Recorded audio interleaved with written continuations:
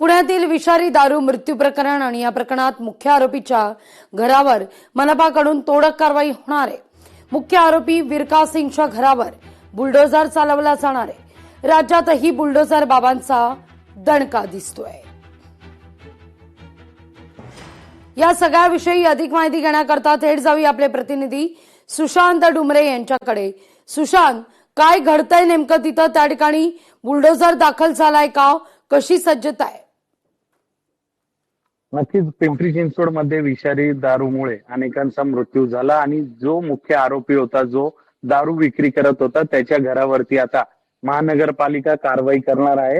हे आपण त्याच ठिकाणी आता आहोत। याच ठिकाणी तो कर्नल सिंग विरका हा राहत होता आणि याच घरातून तो या दारूची विक्री करत होता आणि ती दारूची विक्री करत असताना विषारी दारूमुळे अनेकांचा मृत्यू झाला आणि त्यानंतर आता महानगरपालिकेने या ज्या घराची आहे ती पाहणी केल्यानंतर हे बांधकाम जे आहे ते अनधिकृत असल्याचं निदर्शनास आलं आणि त्यानंतर महानगरपालिकेने यांच्या घरावरती एक नोटीस लावण्यात आली आणि त्या नोटीसमध्ये देखील एक उल्लेख आहे की हे जे घर आहे ते अनधिकृत आहे। अधिकृत असेल तर याची संपूर्ण जी माहिती आहे, त्याचे कागदपत्र आहेत ते संबंधित अधिकाऱ्यांकडे सादर करावेत, अन्यथा महानगरपालिका यावरती कारवाई करणार आहे। परंतु अजूनपर्यंत यांच्या कोणी नातेवाईकांनी याचे कागदपत्र सादर केले नाही। कालपर्यंत आपण पाहिलं तर या ठिकाणी सामान काढण्यासाठी काही लोक पोहोचले होते, त्यांनी सामान पूर्णपणे या ठिकाणचं हलवलेलं आहे आणि हा परिसर मोकळा केलेला आहे। परंतु आता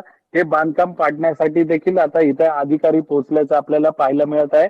महानगरपालिकेने त्यांना सूचना देऊन देखील विरका सिंग हा जो आरोपी आहे त्याच्या कोणत्याच कुटुंबियांनी हे कागदपत्र सादर केले नाही। त्यामुळे आता थोड्याच वेळात या ठिकाणी महानगरपालिकेच्या अधिकारी असतील किंवा कर्मचारी या ठिकाणी पोहोचून या घरावरती कारवाई करणार आहे। हा दारूचा अड्डा जो आहे तो नेस्तनाबूत करणार आहे। लागवी अगदी सुशांत, धन्यवाद तुम्ही दिलेल्या माहिती करता।